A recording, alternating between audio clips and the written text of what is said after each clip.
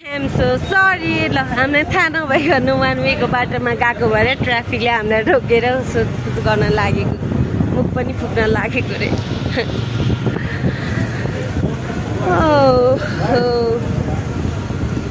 तिनीहरूलाई सोध भयो होला नि त मैले रक्सीबाट चाहिँ बाटो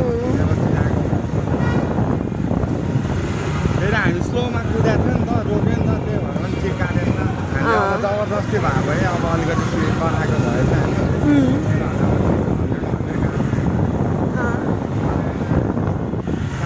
सरी भनेर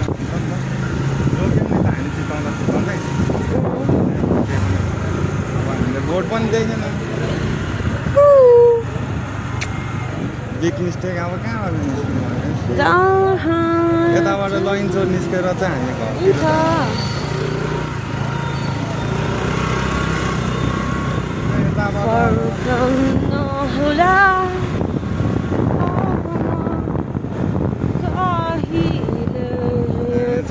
लाइन चोर निस्केर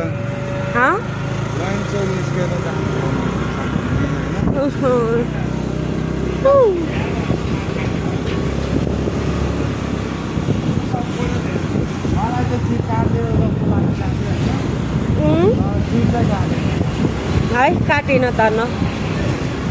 मलाई त्यस्तो त्यो डरै लागेको थिएन झुकेर गएको त हो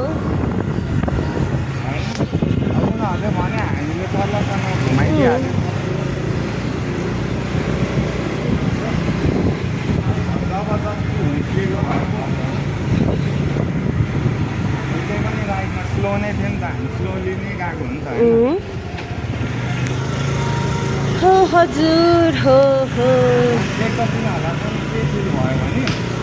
अब चेकिङ हुँदा हुँदा हामी त्यही बाटो छिर्यो नि त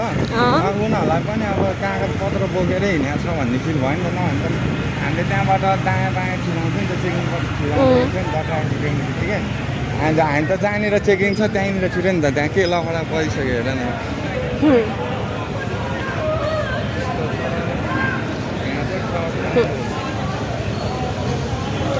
लैजाऊ घुमाउन मलाई ठमिल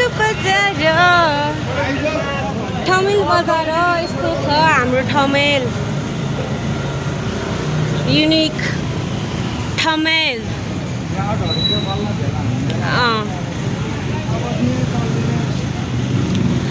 किन सानी रमाइलो गर्न मन लाग्दैन गइहाल्ने